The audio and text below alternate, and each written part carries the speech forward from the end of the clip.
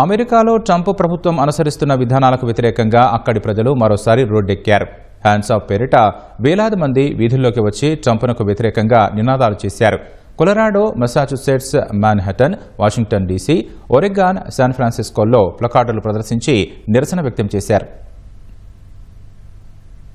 అమెరికాలో ఫెడరల్ ఉద్యోగాల్లో కోత, వలసవాదులపై కఠిన వైఖరి, పలు ఏజెన్సీలకు నిధుల కోత వంటి ట్రంప్ ప్రభుత్వం విధానాలకు వ్యతిరేకంగా మరోసారి హ్యాండ్స్ ఆఫ్ పేరిట నిరసనలు వెల్లువెత్తాయి. శనివారం అమెరికా వ్యాప్తంగా పెద్ద ఎత్తున ఆందోళనకారులు వీధుల్లోకి వచ్చారు. కొలరాడోలోని డెన్వర్ స్టేట్ క్యాపిటల్ హిల్ భవనం ముందు భారీ సంఖ్యలో ప్రజలు ట్రంప్నకు వ్యతిరేకంగా నినాదాలు చేశారు.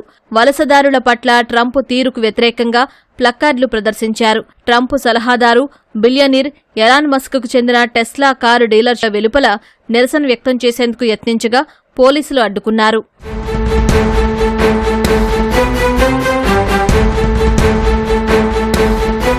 మసాచుసెట్స్, మాన్హటన్, వాషింగ్టన్ డీసీల్లోనూ నిరసనకారులు ట్రంప్నకు వ్యతిరేకంగా భారీ ర్యాలీలు నిర్వహించారు.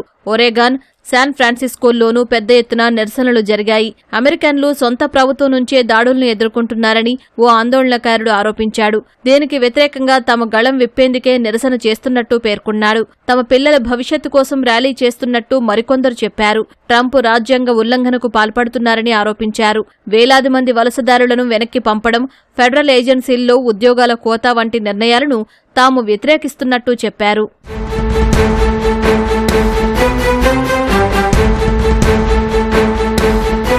2 వారాల క్రితం అమెరికాలో ట్రంప్ విధానాలకు వ్యతిరేకంగా భారీ ఎత్తున నిరసనలు జరిగాయి. చాలా రాష్ట్రాల్లో ప్రజలు పెద్ద సంఖ్యలో బయటకొచ్చి ఆందోళనలు చేశారు.